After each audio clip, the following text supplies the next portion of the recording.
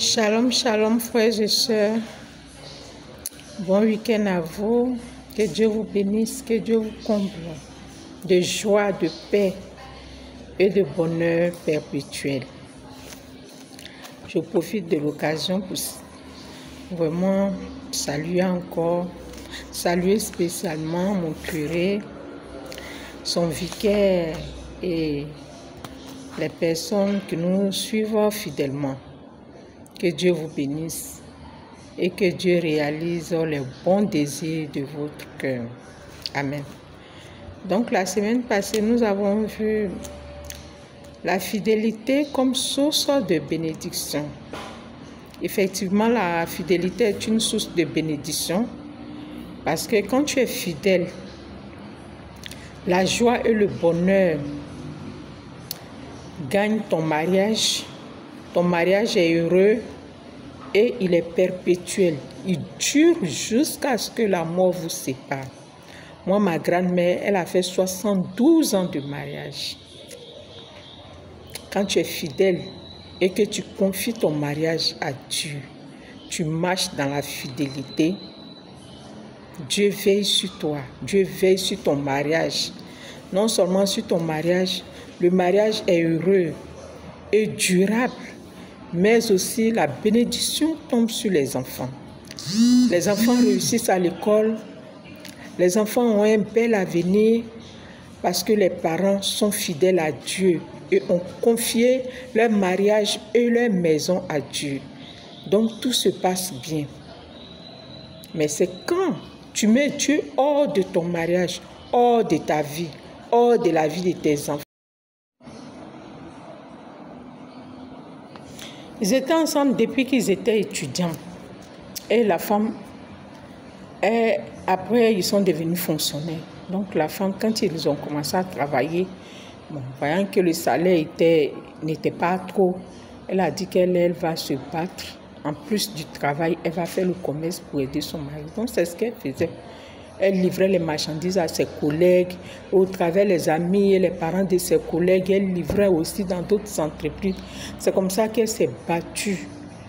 Et ses activités marchaient bien.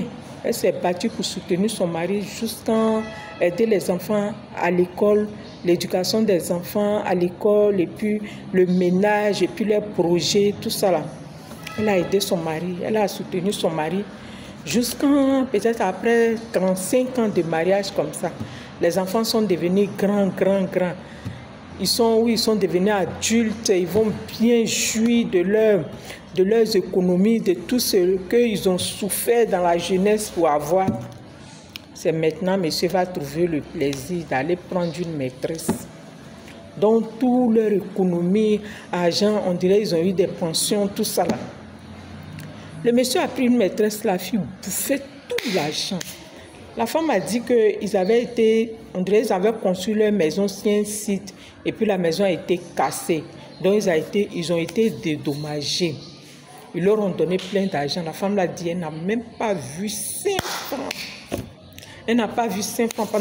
Pourtant, pendant tout le temps qu'elle travaillait, s'échangeait d'habits dans des autres pays, les trucs. Elle s'habillait de façon simple, modeste. Elle préférait épargner, lutter, travailler, épargner pour soutenir son mari. Et c'est ce qu'elle a fait.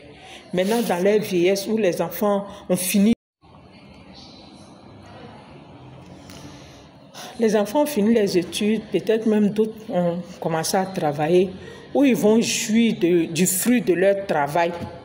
C'est maintenant, monsieur trouve le moyen d'aller prendre une deuxième femme. Et en cachette, la femme ne savait pas. Donc, leur économie, l'argent, ils ont été dédommagés. Tout ça, là, la femme, là, le monsieur a tout dilapidé avec sa maîtresse. Il faisait la belle vie avec la maîtresse. Donc, sa femme était là. Elle a su que ça n'allait pas. Donc, c'est comme ça qu'elle allait une fois à une retraite spirituelle. Elle a confié ça au Seigneur. Elle allait à la retraite, elle a confié ça à Dieu. Et elle est venue. Quand elle est venue, elle était passée, elle soupçonnait son mari. Mais on dirait qu'elle lui a demandé une fois. C'est qu'elle elle soupçonnait son mari, mais je ne sais pas si elle lui a une fois demandé. Donc son mari était sous la douche. Et puis il y a un message qui est venu dans son portable. Elle dit quand le message est venu, ça a coupé son cœur. Ça a coupé son cœur puisque le monsieur se lavait. Elle a pris, elle regarde, c'est le message de sa maîtresse. C'est le message de la maîtresse. Donc elle s'est assise, elle a lu tous les messages, toutes leurs conversations. Elle a dit que, en tout cas, ça a été un coup dur pour elle. Un coup dur pour elle. Elle a été blessée du plus profond de son être. Elle a une assurance, son mari n'a pas d'assurance. Donc son mari bénéficie de son assurance. Mais ce qu'elle a fait là, ça l'a tellement blessée qu'elle ne voulait même plus que son mari touche à son assurance. Elle dit maintenant quand il gagne son argent, là, elle préfère prendre pour acheter des habits, pour acheter. Souvent même, elle ne sait même pas ce qu'elle va acheter avec son argent, mais elle achète n'importe quoi. Tellement qu'elle était découragée, elle était blessée au plus profond de son être. Et elle se rend compte qu'il y a longtemps que le monsieur était avec la femme. Jusqu'à ils ont même eu un enfant. C'est blessant. L'infidélité blesse, ça détruit. Et cette blessure-là, ça dit que ça... Tellement que ça a été un choc parce qu'elle ne s'attendait pas à ça. Elle ne savait pas que son mari pouvait lui faire ça un jour. Donc tellement que le choc a été dur psychologiquement, ça agit sur elle physiquement. Quand tu la vois même, tu sens que ça a été un poids lourd. Au point où, quand elle a eu une fille qui est un peu sage, qui s'approche d'elle net là, elle se confie à elle pour se libérer. Et c'est comme ça que l'infidélité crée des frustrations, des blessures dans les cœurs. Et ces blessures entraînent des maladies telles que la tension, le diabète, c'est-à-dire même le cancer. Les hommes infidèles, que les femmes ont eu cancer, elles sont mortes. Elles sont mortes plutôt. Donc l'infidélité fait beaucoup de dégâts. Ça fait beaucoup de dégâts. Ça détruit. Parce que la tisane qui est au dehors, c'est ça que je disais la semaine passée, qu'elle n'a pas bon esprit. Elle n'est pas gentille, elle est méchante. Tu sais très bien que le monsieur est marié, il te fait des avances, tu acceptes. Il faut refuser. Parce que c'est que toi, tu ne vas pas aimer qu'on te fasse ça. Il ne faut pas faire ça à ta camarade. Il ne faut pas faire ça à une autre femme. Et c'est ce qu'elles font. Quand elles aussi arrivent dans leur mariage, leurs maris sont infidèles.